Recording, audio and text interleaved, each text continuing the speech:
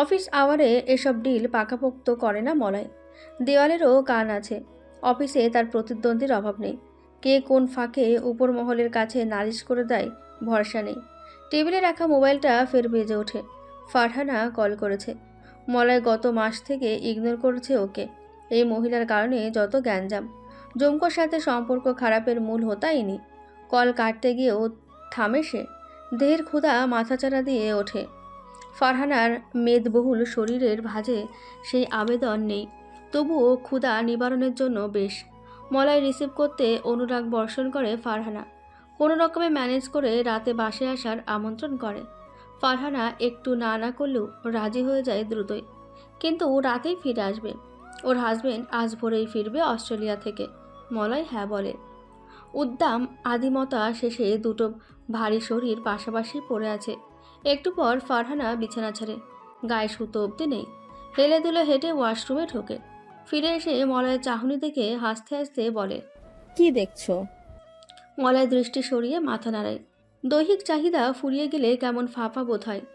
ঝুমকো ছাড়া বাকি সবার সাথে এই ফিলটা আসে। বিশ্রী একটা অনুভূতি। এই যে চোখের সামনে দাঁড়ানো এবড়ো থেবড়ো একদলা মাংসপিণ্ড, এতে কি আছে? চোখেও সহ্য হচ্ছে না ফারহানাকে এই মুহূর্তে। আপাতত বোঝাতে চাচ্ছে না ওকে। মলয় মৃদু হেসে ওয়াশরুমের দিকে পা বাড়াতে বাড়াতে বলল, গাড়ি এনেছো না পৌঁছে দিতে হবে? গাড়ি আনেনি, তোমাকেও পৌঁছে দিতে হবে না। ঠিক আছে। ফারহানা ইদানিং মলয়ের ছোট বড় পরিবর্তনগুলো লক্ষ্য করছে।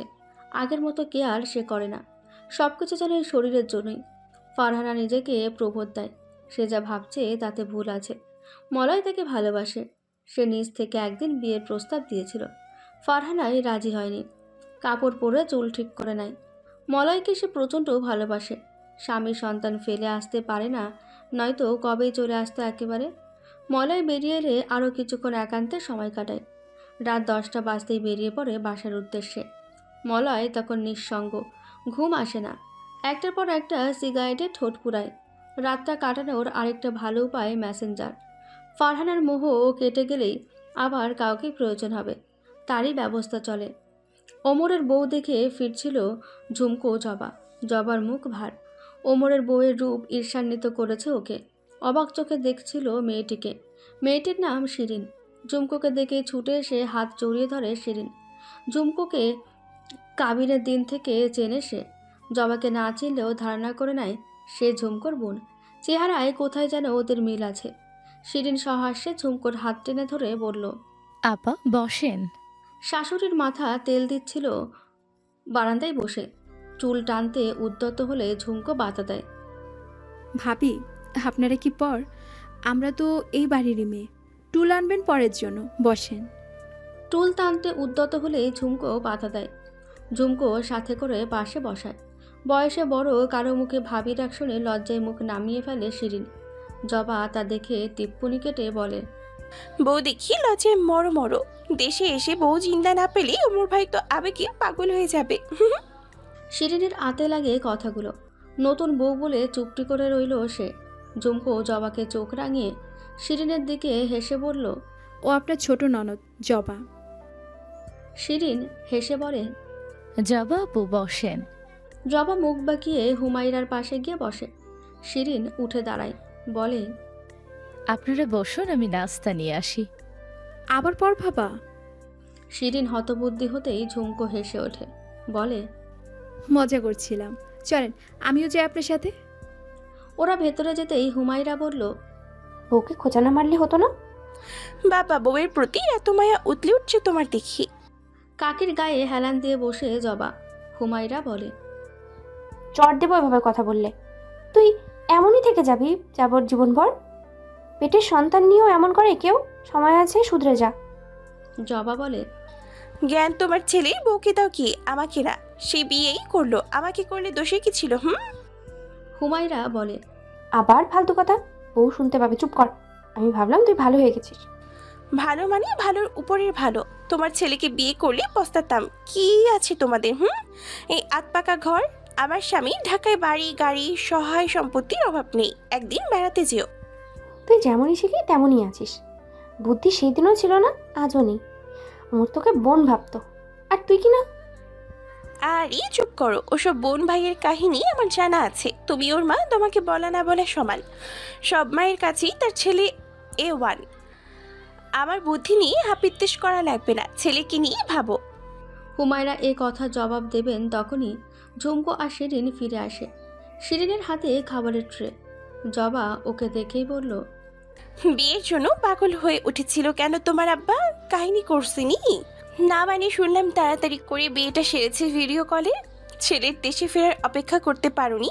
আসলে ঘটনা কি কত ভাবি। কথাগুলো সূচের মতন বিঁধল শিরিনের বুকে। কাঁদো কাঁদো হয়ে শাশুড়ির দিকে তাকাতেই হুমায়রা চেঁচিয়ে ওঠেন জবার উপর। তুই তো ভারী ফাজিল হয়েছিস রে জবা, কথার ঢকপথ নেই। কখন কি বলতে হয় এখনও শিখিসনি। ওরা পাগল হবে কেন? আমি জোর করেছি বিয়ের জন্য। ভাবির সাথে মস্করা করলাম, ভাবি দেখি মস্করাও বোঝে না। আচ্ছা মাফ করে দিন ভাবি, এই কানে ধরছি, আর কখনো মস্করা করবো না আপনার সাথে। ঝুমকোর দিকে তাকিয়ে বলে, চল আপা, মৃদুল রাগ করবে বেশিক্ষণ বাইরে থাকলে। আসি কাকি, চলি ভাবি যান। ঝুমকো খেয়াল করেছে জবা ওকে আপা ডাকতে শুরু করেছে। আগে আপু বলতো, একসময় জিজ্ঞেস করবে এই আপু থেকে পা হওয়ার রহস্য। জবা আগে আগে হাঁটা ধরেছে। ঝুমকো শিরিনের মাথায় হাত বুলিয়ে বলল, ওর কথায় কষ্ট নিয়েন না, ও একটু এমনই, তাই না কাকি? হুমায়রা মাথা নাড়ায়। ঝুমকো আবার বলে, প্রেগনেন্সির সময় মেজাজ খিটখিটে হয়ে যায়। আপনার যখন সেই সময় আসবে বুঝবেন। দোয়া করি দ্রুত ফুপি হওয়ার তৌফিক দান করুক আল্লাহ পাক। ভালো থাকবেন। ঝুমকোকে খুব ভালো লাগে শিরিনের। মাত্র 16 বছর বয়সে পরিবার ছেড়ে শাশুড়ির সাথে থাকা সহজ হতো না, যদি না ঝুমকো পাশে থেকে ভরসা দিত। কত ভালো মনের মেয়ে, অথচ ভাগ্যটা খারাপ। শাশুড়ির কাছে শুনেছে ঝুমকোর ব্যাপারে সব কথা। তখন থেকে ভালো লাগাটা বেড়েছে আরও। হাসির আড়ালে দুঃখ লুকিয়ে রাখা মেয়েটিকে বড় পছন্দ শিরিনের। এই পছন্দ অকারণেই, আবার কারণেও। স্বামীর সাথে এখনও সহজ সম্পর্ক হয়নি শিরিনের। খুব কম কথা হয় ওদের। কেমন আছো, কি খেয়েছো, ব্যাস। ওমরের অনেক ছবি অ্যালবামে আছে। শিরিন রোজ বের করে দেখে সেগুলো। কত শত স্বপ্ন বনে বুকের মাঝে। শাশুড়ির কাছে শুনেছে মাস তিনেক পরই ফিরবে সে। শিরিনের বুক ধরফর করে ওমর আসবে শুনে। লজ্জায় চিবুক নেমে যায়। বাড়ি ফিরে জবা স্বাভাবিক। মৃদুলের সাথে হাসি ঠাট্টা করছে। স্বভাবে এখনও বাচ্চামো রয়ে গেছে। কখন কি করে বসে ঠিক নেই। কি দরকার ছিল শিরিনকে ওসব বলার? মনে মনে সামান্য রাগই হয়। রাতে খাবার পর্ব শেষ হলে ঝুমকো রান্নাঘর পরিষ্কার করে। ঝর্ণা দাঁড়িয়ে দাঁড়িয়ে দেখেন। ঝুমকো মাকে দাঁড়িয়ে না থেকে চলে যেতে অনুরোধ করে। ঝর্ণা বলেন, যাই। বসার ঘর পর্যন্ত গিয়ে আবার ফিরে আসেন। বলেন, তুই বাচ্চা পড়াতে পারবি ঝুমি? বাচ্চা? হ্যাঁ, উপজেলা শহরে তোর আব্বার এক বন্ধুর কিন্ডারগার্টেন স্কুল আছে। তোর আব্বা বলেছিল তোর কথা, সিভি চেয়েছেন, তুই কি বলিস? আমি রাজি। তুমি আব্বাকে বলো সিবি নিয়ে আসতে। ঝুমকো মায়ের দিকে তাকিয়ে বলে। ঝর্ণা খুশি হয়ে ফিরে যান রুমে। মনটা নিমেষে ভালো হয়ে গেল ঝুমকোর। নিজের পায়ে দাঁড়াতে পারলে আর কিছুই প্রয়োজন নেই ওর। সব ঠিকঠাক করে রনির রুমে আসে। জবা আসার পর থেকে ভাইয়ের রুমে শোয় ঝুমকো। নিচে তোষক বিছিয়ে বিছানা পাতে। রনি অনেকবার বলে ঝুমকোকে খাটে শুতে। সে নিচে শোবে ওর বদলে। ঝুমকো রাজি হয় না। অগত্যা রনিকে হার মানতে হয়। শুয়ে শুয়ে জবটার কথা ভাবছিল ঝুমকো। রনির মোবাইল বাজতে শুনছে। পাশ ফিরে শুয়ে ঝুমকো স্কুলটাকে নিয়ে কল্পনা করছিল। একটা সন্তান খুব চেয়েছিল, ভাগ্যে মিলল না। জবটা হলে ভাগ্য তাকে অনেকগুলো সন্তান দেবে। আপন রক্ত মাংসের নয়, পরেরই ওরা। শিক্ষিকা মা সময়ই হয়। চোখের পাতা ঘুমে ভার হয়ে আসে। চোখ খুলে রনির ডাকে, আপু ঘুমিয়েছিস? না, বল। অমর ভাই কথা বলবে তোর সাথে। ঝুমকোর ঘুম মুহূর্তেই উড়ে যায়। ঘুরে বিস্মিত চোখে চেয়ে বলে, আমার সাথে হঠাৎ? আমি কি জানি, নে কথা বল। ঝুমকো হাত বাড়িয়ে মোবাইল রিসিভ করে। আসসালামু আলাইকুম ওমর ভাই। ওয়ালাইকুম আসসালাম। কেমন আছিস তুই? আলহামদুলিল্লাহ ভালো। আপনি? আছি এক প্রকার। ঘুমিয়ে পড়েছিলি নাকি? প্রায় কেন, কিছু বলবেন? না, এমনিই খোঁজ খবর নিলাম। এরপর আর কথা এগোলো না। চেষ্টা করেছিল অমর ঘুমের দোহাই দিয়ে রনিকে ধরিয়ে দেয় ঝুমকো। কথা বলতে ইচ্ছে করছে না। ওর মস্তিষ্ক মনোযোগ সব ওই স্কুলটাকে ঘিরে। সেদিনের পর থেকে প্রায়ই কথা বলতে চায় ওমর। ঝুমকো ইচ্ছে হলে বলে, নয়তো রনিকে ইশারায় যে কোনো একটা অজুহাত বলে দেয়। ওমর কথা বলতে বলতে ঝুমকো মলয়ের সম্পর্কের হালচাল শোনে। ঝুমকো বলে সে আর সংসার করতে ইচ্ছুক নয়। কেন নয় তার কারণও বলে। ওমর সাপোর্ট করে ওকে। ওর পরিচিত লয়ার আছে। ঝুমকো চাইলে কথা বলবে ওমর। ঝুমকো না করে, বলে এদিকটা দু পরিবারের বড়রা দেখছে, তাদের উপরে গিয়ে আপাতত এমন কিছু করতে পারবে না। ওমরের সাথে কথা বলার ব্যাপারটা জবাকে বলতেই জবা মুখ কালো করে বলল, ওর সাথে কথা বলিস না। ঝুমকো হেসে উড়িয়ে দিল। জবা সিরিয়াস গলায় বলল, ওমর তোকে ভালোবাসে। আমাকে প্রত্যাখ্যানের প্রধান কারণ ছিলি তুই, আর এখন ওর বউয়ের দুঃখের কারণ হবি। ঝুমকো কিছুক্ষণের জন্য স্তব্ধ বনে যায়। ফ্যাসফেসে গলায় বলে, তুই আমার সাথে মজা করছিস? না, বরং সমাধান করছি। সময় থাকতেই সতর্ক হ। জবার কথা বিশ্বাস করতে কষ্ট হয়েছে ঝুমকোর। ওমর ওকে ভালোবাসে এ যে স্বপ্নেও ভাবেনি। মেজাজ বিগড়ে যায়। রাতে অমল কল করলে ধরে না। দুদিন এভাবেই কাটে। এর মাঝেই শিরিনের সাথে কথা বলে আসে। জবার কথা অনেকাংশে সঠিক। অমর আবার কল করে। ঝুমকো বলে, বলুন। ধরেই বলুন কি? আমার কল রিসিভ করছিস না কেন? গত কয়েকদিন ধরে কতবার কল করলাম। কেন করলেন এতবার কল? ওমর একটু থামে, তারপর বলে, আত্মীয় স্বজনের খোঁজ খবর নিতে হবে না? হ্যাঁ, তা তো অবশ্যই। একটা কথা বলবো ওমর ভাই? বল। আমার সাথে মলয় যা করেছে সেটা কি উচিত নাকি অনুচিত? অনিশ্চিত। তাহলে শিরিনের সাথে কেন একই কাজ করতে চাইছেন? মানে? আমিও জানি না ওমর ভাই। ছোট মুখে কটা বড় কথা বলি। আমরা মেয়েরা অনেক কিছুর আশা করি না। স্বামীর সময়, ভালোবাসা, এই তো বিবাহিত নারীর চাওয়া। তবুও আপনারা আমাদের হক আদায়ে গড়িমসি করেন। বিয়ে হলে আমরা ডাল ভাতের মতো সহজলভ্য বস্তুতে পরিণত হই। রাস্তায় হেঁটে যাওয়ার মেয়েকে যতটা আগ্রহ নিয়ে দেখে পুরুষ, ঘরে স্ত্রীর প্রতিও ততটা আগ্রহ দেখায় না। জানে সে তারই জন্য বরাদ্দ। স্বামীর উদাসীনতায় বড্ড কষ্ট ওমর ভাই।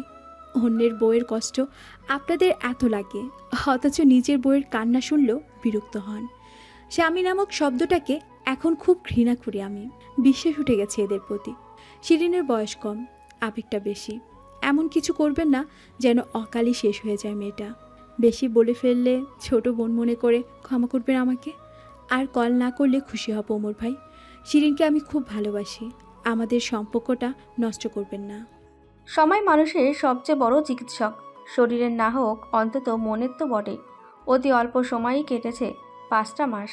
এই 5 মাস 5টা বছর সম ছিল ঝুমকোর কাছে।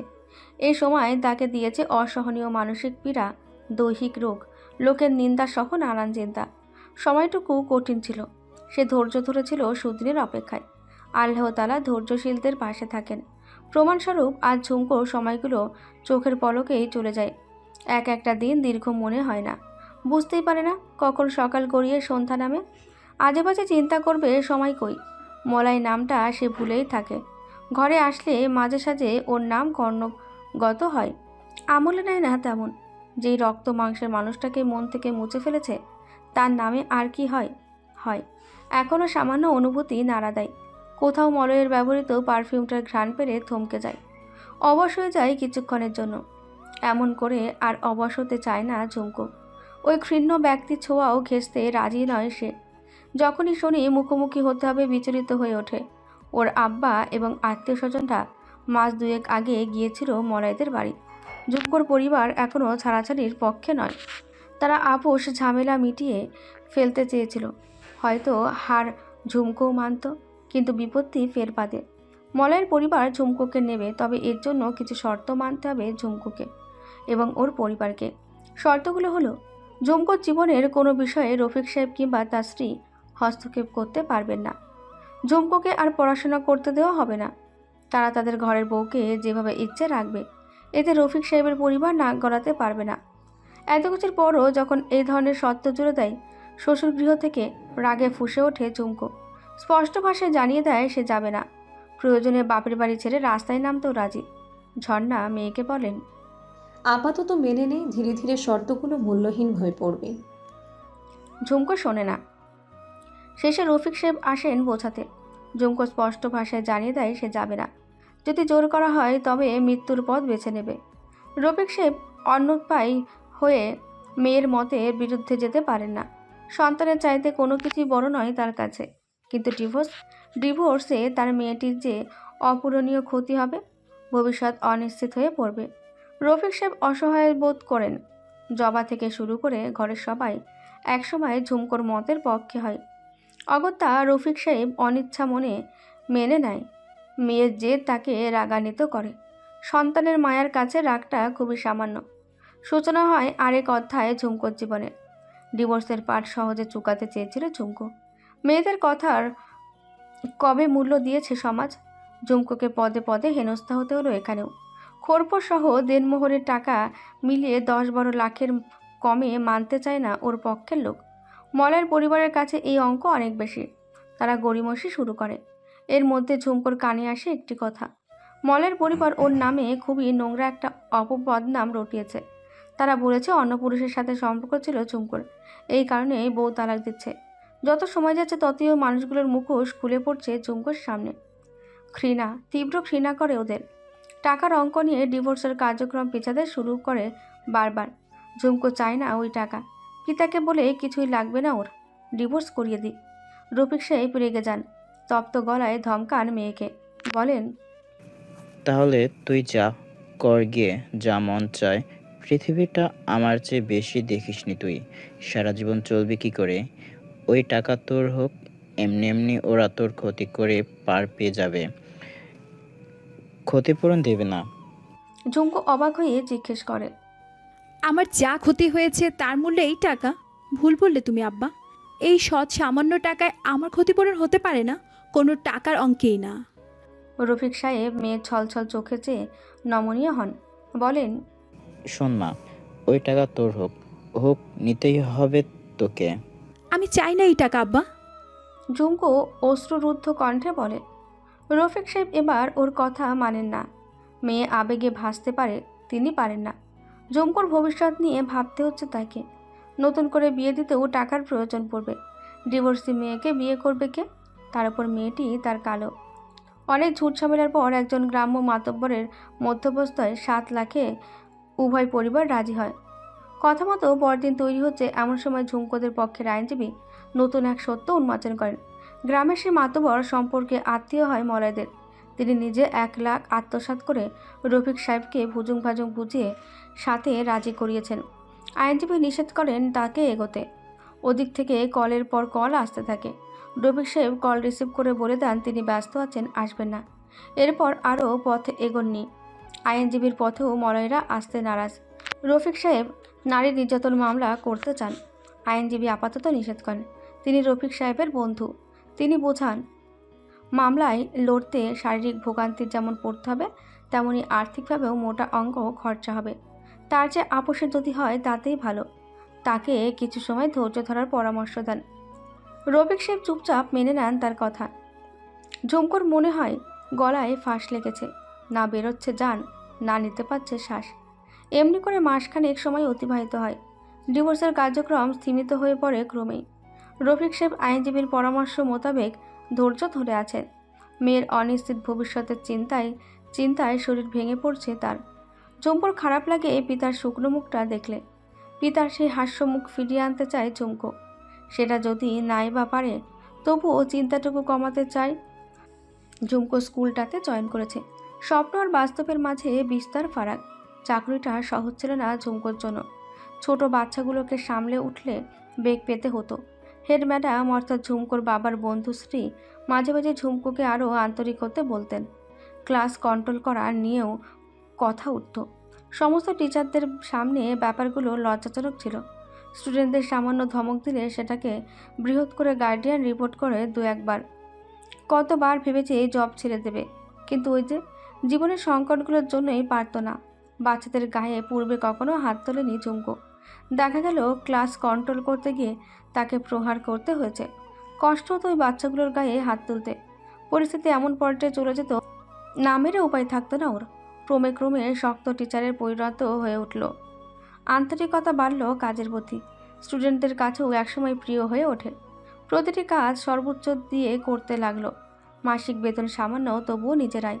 ঝুমকোর আলাদা রকমের আনন্দ হতো টাকাগুলো ছুঁয়ে। স্কুল শেষ হয় 2টোয়। এরপর বাড়ি ফিরে আবার 1 ঘন্টার বিরতিতে কোচিংয়ে আসা আর্থিকভাবে ক্ষতিই ছিল। বাড়ি থেকে স্কুলের দূরত্বটা বেশি।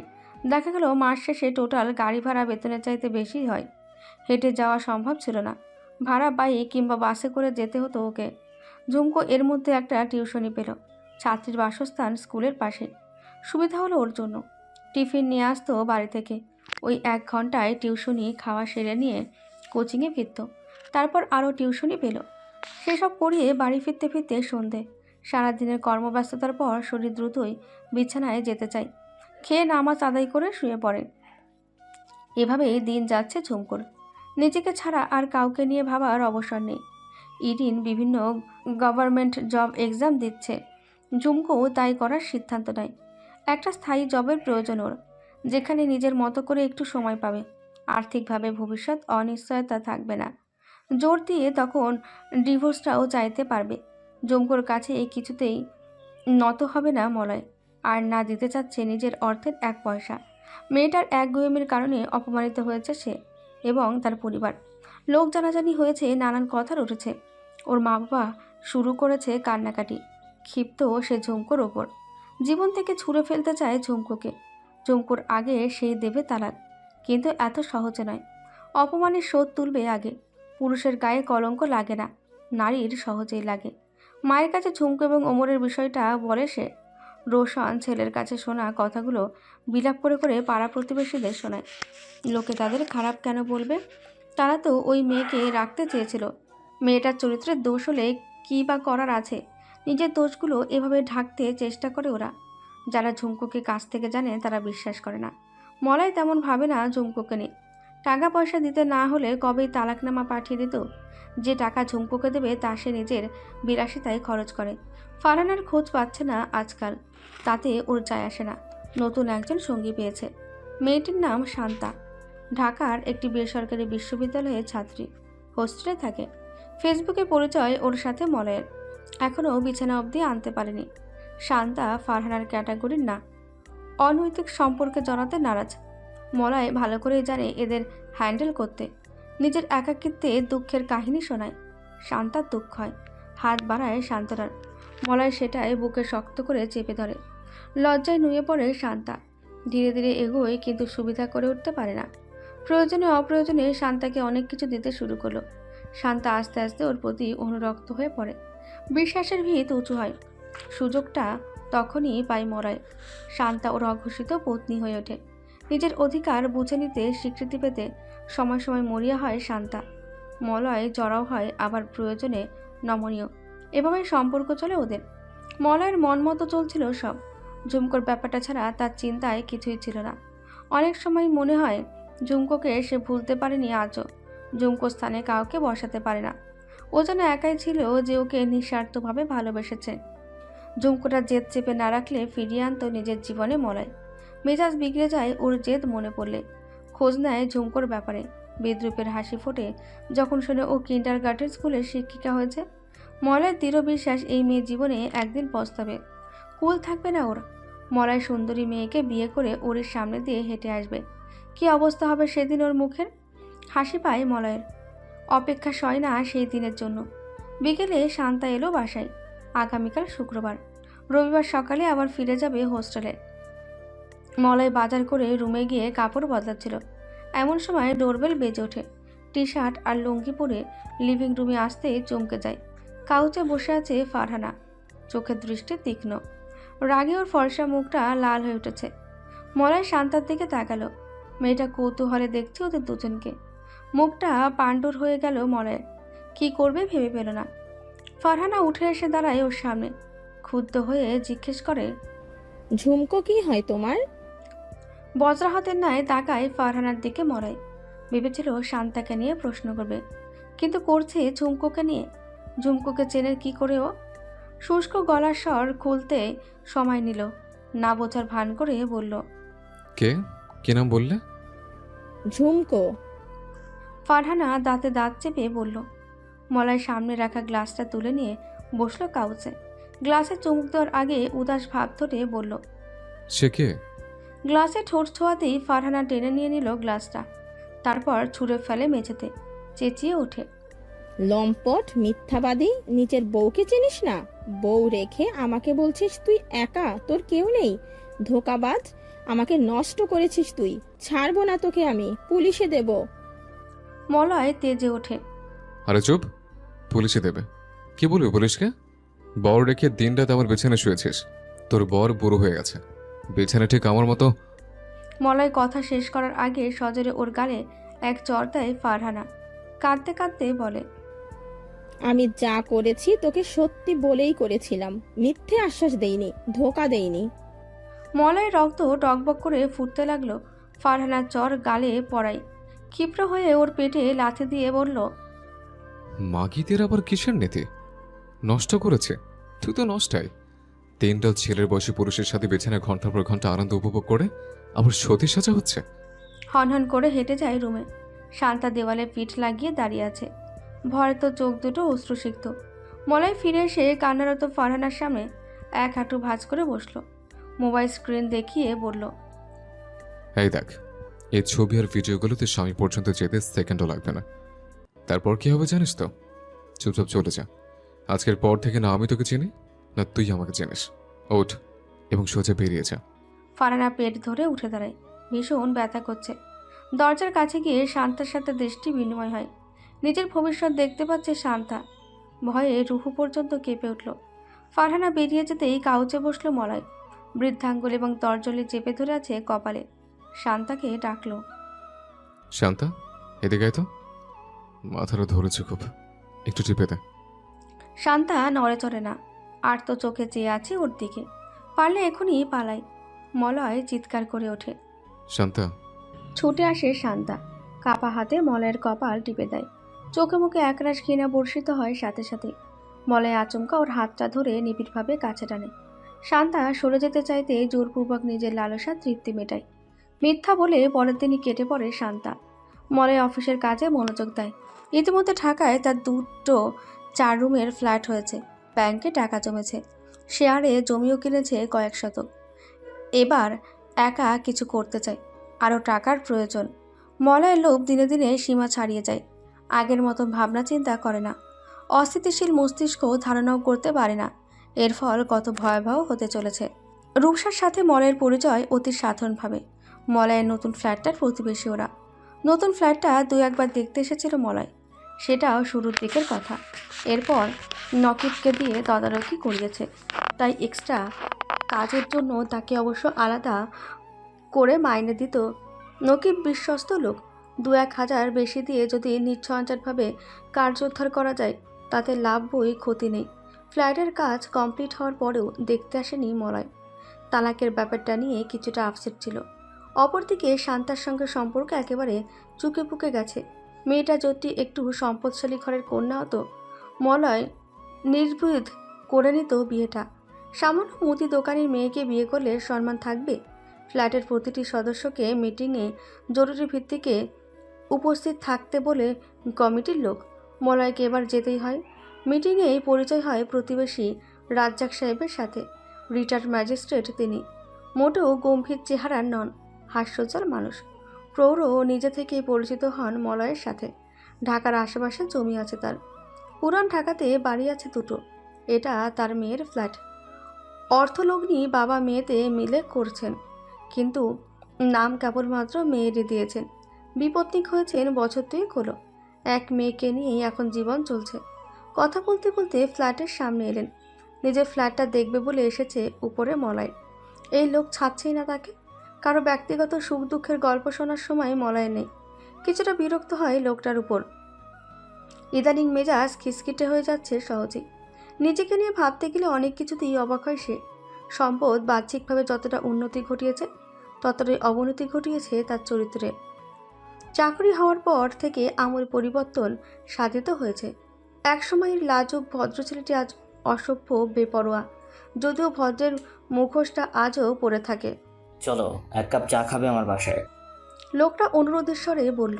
মলয় মুস্কি হেসে জবাব দিল, আজ থাক আঙ্কেল, অন্য একদিন আসবো। লোকটা যেন নাছর বান্দা। বেশি সময় লাগবে না, চলো। আমার মেয়েটিও আবার অতিথি পরায়ণ, তোমাকে দেখলে খুশি হবে। সংকোচ করবে না, আমরা তো এখন প্রতিবেশী। এসো এসো। মলয়কে কিছু বলার সুযোগ না দিয়ে ডোরবেলে সুইচ টেপেন। দরজা খোলার আগ মুহূর্ত পর্যন্ত বকবক করে যান। মৃত স্ত্রীর সাথে তার মেয়ের কী কী মিল অমিল আছে বলতে লাগলেন। মলয়ের মাথা ধরে আসে। একাকিত্ব বড় খারাপ জিনিস। বৃদ্ধ বয়সের একাকিত্ব আরও ভয়ানক। কথা বলার সঙ্গের প্রয়োজন দেখা দেয় প্রবলভাবে। এই বয়সে এসে কেমন যেন এলোমেলো হয়ে যায় মানুষ। মাথায় ছিট ধরা পড়ে অনেকের। মলয়ের ধারণা পত্নী বিয়োগের রাজ্জাক সাহেবেরও তেমনই কিছু ঘটেছে। একবার ভাবল লোকটাকে উপেক্ষা করে নিজের ফ্ল্যাটে ঢুকে পড়বে, করতেও তাই। কিন্তু তখনই দরজা খুলে সামনে দাঁড়ায় রূপসা। রাজ্জাক সাহেবের সাথে কোথাও যেন ওর মিল খুঁজে পায় না সে। অনিন্দ সুন্দরী মেয়েটি, কিন্তু সেই সৌন্দর্যের প্রতি বোধহয় উদাসীন সে। মেয়েলি ভাব অনুপস্থিত ওর মধ্যে। চুলগুলো ছেটেছে পুরুষের মতো, এক আঙুল সমান। পরনে কুর্তি জিন্স, হাতে একগুচ্ছ ব্রেসলেট ছাড়া আর কোনো অলংকার নেই। রাজ্জাক সাহেব মেয়ের কাঁধে হাত রেখে লিভিং রুমে ঢুকলেন। সম্মোহনের মতো পিছু পিছু মলয়। ওরা বসলো কাউচে। রূপসা বসলো বাবার পাশে। রূপসার মৃগাক্ষী, এক দৃষ্টে মলয়কে দেখছে সে। মলয় আর চোখে দেখছিল। চোখে চোখ পড়তে অপ্রস্তুতভাবে হাসল। রূপসার মতোই ওর হাসি চমৎকার, দুষ্টুমি ভরা হাসি ওর ওষ্ঠদয়ে। মলয়ের চোরা চাহনি ধরে ফেলেছে সে। লজ্জিত হয় মলয়। রাজা সাহেব মেয়ের সাথে পরিচয় করিয়ে দেন মলয়কে। রূপসা ইকোনমিক্সে পিএইচডি করেছে কানাডা থেকে। লেকচারার হিসেবে আছে ঢাকার একটি প্রাইভেট বিশ্ববিদ্যালয়ে। অবিবাহিতা, সেলফ ডিপেন্ডেন্ট। মলয় নিজের পরিচয় দিল। যতটা আগ্রহ নিয়ে রূপসার পরিচয় শুনেছিল, ততটা আগ্রহ মলয়ের ব্যাপারে দেখালো না সে। পরিচয় পর্ব শেষ হতেই রূপসা মিষ্টি এসে জিজ্ঞেস করে, আব্বু, তোমার গেস্টের চা চলবে না কফি? বাই দ্য ওয়ে, আমি কিন্তু চা প্রেফার করি উইদাউট সুগার। শেষ কথাটা মলয়কে লক্ষ্য করে বলল সে। মলয় একসময় প্রচুর চা খেত। এখন তার মনে হয় চাটা মধ্যবিত্তদের জন্য। কফি শব্দটাতে একটা বড়লোকি ভাব আছে।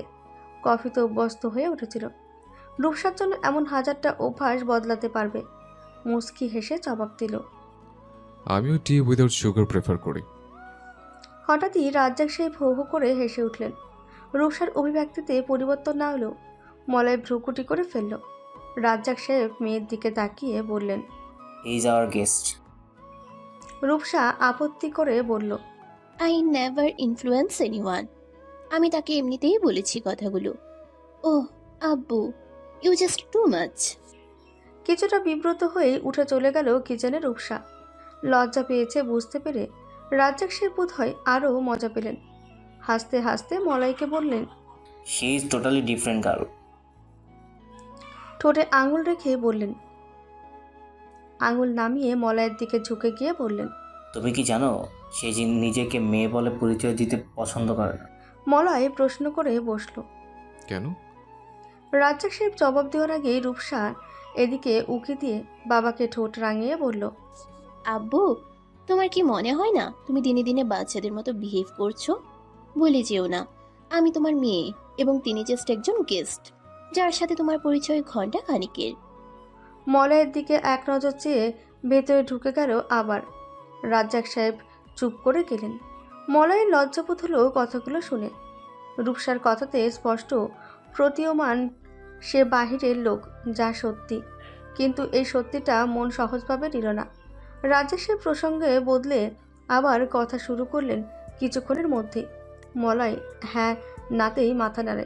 রূপসাকে আরও কয়েকবার উকি দিয়ে দেখল সে। এই মেয়ের স্থানে অন্য কেউ এই ধরনের কথা বলে মলয় এভাবে বসে থাকতো না। রূপসার ব্যাপারেই কৌতূহলী সে, আর এই আশকারা দিল ওর দৃষ্টি। মলয়কেই ঘুরে ঘুরে দেখছিল সে। এর অর্থ কী দাঁড়ায়? চিনি ছাড়া চা গলৎকরণ করতে মলয়ের মুখ কুঁচকে যাচ্ছিল। রূপসা যেন উপভোগ করছিল এটা। সরাসরি রূপসার সাথে কথা বলা হয়নি। দুজনই কথা বলছে রাজ্জাক সাহেবের মাধ্যমে। রূপসার ওই আচরণের কারণে মলয় যে ব্যথিত হয়েছে সেটা সে বোঝালো চাটুকু অর্ধেক শেষ করে উঠে দাঁড়িয়ে। রাজ্জাক সাহেব বললেন, এক্ষুনি চলে যাবে? চাটা তো শেষ করলে না বাবা। সময় নেই আর আঙ্কেল, এখনই বেরোতে হবে। রাজ্জাক সাহেব মনমরা হয়ে বললেন, ঠিক আছে, ফ্ল্যাটে কবে উঠছো তুমি? মনে হয় উঠবো না, ভাড়া দেওয়ার প্ল্যান আছে ফ্ল্যাটটা। রূপসা নির্বিকারভাবে চা পানে ব্যস্ত। রাজেশ সাহেবের কাছ থেকে বিদায় নিয়ে বেরিয়ে এলো মলয়। বাসায় ফিরে একদম তো শান্তি পাচ্ছিল না। বারবার রূপসার মুখটা চোখের সামনে ভাসছিল। মেয়েটা যেন ইচ্ছে করেই ওকে অপমান করলো। মলয় এক প্রকার ঠিকই করেছিল, ওই ফ্ল্যাটে সে উঠবে না। তার কথা স্থায়িত্ব হারায় রূপসাকে পাওয়ার আকাঙ্ক্ষায়। দূরে থেকে রূপসাকে পাওয়া যাবে না। রাজেশ সাহেব কেন যে বলল তার মেয়ে ডিফারেন্ট বস্তু, মানুষই তো পছন্দ মলয়ের। শিশু পৃথিবীর সবচেয়ে নির্মল সৃষ্টি, ওর সব কিছুতে নির্মলতা, শুভ্রতা। ঠিক এই কারণে কোনো পাপ শিশুকে ছোঁয় না, সে নিষ্পাপ হয়। এই নিষ্পাপ সৃষ্টিকে যখন কেউ বর্ণের বাটখারায় তোলে, তাকে পাপী বললে দোষ হবার কথা নাই। সিজারের ব্যথার চেয়ে জবার কাছে বড় ব্যথা হলো মেয়েটির গায়ের রং মলিন হয়েছে। মাত্র 1 সপ্তাহ বয়স, এরই মধ্যে সে বর্ণবাদের শিকার। মৃদুল জন্মের পর থেকে কখনো নিজের গায়ের রং নিয়ে মাথা ঘামায়নি। ছেলেদের আবার গায়ের রং কি? কিন্তু আজ মনে হচ্ছে রংটা তার উজ্জ্বল হলো না কেন। পিতা হওয়ার অনুভূতি ব্যক্ত করা যায় না, এই অনুভূতি একান্ত নিজের। দুখানি কোমল হাত যখন ওর আঙুল আঁকড়ে ধরে, আনন্দে আত্মহারা হয় মৃদুল। বুকের মাঝে লুকিয়ে রাখে মেয়েকে। পরিবারের সবার কাছে সে অতি প্রিয়, আকাঙ্ক্ষিত। কেবল জবার চোখেই ও অপ্রিয়। দরজায় দাঁড়িয়ে মেয়ের কান্না আর জবার নির্লিপ্তভাবে বসে থাকা দেখছে মৃদুল। নিঃশব্দে গিয়ে বসলো মেয়ের শিওরে। জবা এতক্ষণে হাত বাড়িয়ে মেয়েকে কোলে তুলতে যায়। মৃদুল হাত সরিয়ে মেয়েকে কোলে তুলে উঠে দাঁড়ায়। প্রীতার মুখ পানে চেয়ে অবুঝ শিশুটি ফুপিয়ে কাঁদে। মৃদুল মেয়ের কপালে চুমু দিয়ে বলল, মা আমার অবহেলা বোঝে না, খোদা বোঝে শুধু। দুর্ভাগ্য, ওর মা কেবল অবহেলাই বোঝে। জবা বিস্ময়ত চোখে চেয়ে বলে, তুমি ভুল বুঝছো। এতদিন ভুল বুঝেছিলাম, আজ সঠিকটা বুঝতে পারছি। সেদিন হুট করে আমাকে বিয়ে করাটা তোমার জীবনের সবচেয়ে বড় ভুল সিদ্ধান্ত ছিল। তোমার প্রয়োজন ছিলাম সেদিন, আজও তাই, ভবিষ্যতেও তাই থাকবো। মৃদুল অনুরোধের সাথে বলল। এসব কি বলছো তুমি? জবার চোখ ভরে আসে। মৃদুলের কাছে যেতে সরে যায় মৃদুল। কাছে এসো না। নিনের রংটা আমারই তো, আমার ওরসজাত সন্তান নিনি। ওকে অপছন্দ করো মানে আমাকেই করো। অপছন্দের ব্যক্তির সাথে জোর করে সংসার করতে হবে না তোমাকে। চাইলে। জবা মৃদুলকে পেছন দিক থেকে জড়িয়ে ধরে কান্নায় ভেঙে পড়ে। ওর কান্নার শব্দে মনোয়ারা, নূর আলম দৌড়ে আসেন। মনোয়ারা জিজ্ঞেস করেন, কি হয়েছে বৌমা, কাঁদছো কেন? ও মৃদুল, বাপ কথা কস না কেন তোরা? মৃদুল শরীর ঝাড়া দিয়ে সরে এসে মায়ের কোলে মেয়েকে রেখে বলে, আজ থেকে নিনিকে তুমি দেখে রাখবে। আমি দুধ কিনতে যাচ্ছি। দুধ কিনবি কেন? ও তো মায়ের দুধ পায়। মৃদুল কথা বাড়াতে চায় না, নিরুত্তর বেরিয়ে যায়। জবা দৌড়ে এসে শাশুড়ির কোল থেকে মেয়েকে নিয়ে বিছানায় বসে। নূর আলমকে ইশারায় বাইরে যেতে বলে। মনোয়ারা জবার পাশে গিয়ে দাঁড়ায়। জবা মেয়েকে বুকে দুধ পান করাতে করাতে চুমু খায় মেয়ের কপালে। মেয়েকে নিয়ে হয়েছে কি তোদের? মনোয়ারা সুধান। জবা বলল, কিছু না। মনোয়ারা গলা চড়িয়ে বলেন, পাগল মনে হয় আমাকে তোর। মেয়ে কেঁদে কেঁদে হয়রান হয় আর তোরা ঝগড়া করিস। ঝগড়াটা কি জন্য? বললাম তো কিছু না। আসুক মৃদুল, রোজ রোজ এক নাটক করবি তোরা, আবার জিজ্ঞেস করলে কিছু না। এই কিছু নার মানে না জেনে ভাত মুখে দেব না আজ। মনোয়ারা বিড়বিড় করতে করতে বেরিয়ে গেলেন। জবা মেয়ের মুখের দিকে চেয়ে বলে, মা কি আপন সন্তানকে অপছন্দ করতে পারে? তুই তো আমার নারী ছেঁড়া ধন। তোর বাবার কিছু বোঝে না আমার চিন্তা। তুই জানিস নি, তোর খালামণি তোর মতোই গায়ের রং, জীবনে কষ্ট ছাড়া কিচ্ছু পায়নিও। তোর ভাগ্য যদি তেমন হয়। ও নিনি রে, আমার যে তোর জন্য চিন্তা হয় মা। আমার পাপ তোর গায়ে না লাগে। ঝুমকুর এই কষ্টের সূচনা তো আমারই জন্য। ছোট্ট নিনি মায়ের অশ্রুসিক্ত মুখের দিকে ড্যাব ড্যাব করে চেয়ে থাকে। ছোট্ট শিশু জানে না, এই দুনিয়ায় মানুষ যত বৈষম্য ততোধিক, সংকীর্ণতা ততখানি। মলয় সব চিন্তাভাবনা একপাশে ফেলে নতুন ফ্ল্যাটে উঠল। উদ্দেশ্য একটাই, রূপসাকে আপন করে পাওয়া। মলয়কে পেয়ে রাজ্জাক সাহেব খুশি হন। রূপসার মাঝেও সেই খুশিটুকু কেন যেন খুঁজছিল। রূপসা ফিরেও তাকায় না ওর দিকে। যদিও পা তাকায় তাতে অবজ্ঞা থাকে, অধিকার নেই, অথচ অভিমানে ফুলে ওঠে মলয়। সময় সময় ভাবে অবজ্ঞা রূপসারী সাজে, ওর রূপ আছে, মলয়ের কি আছে? নীরবে মেনে নেয়, তবুও পিছু ছাড়ে না রূপসার।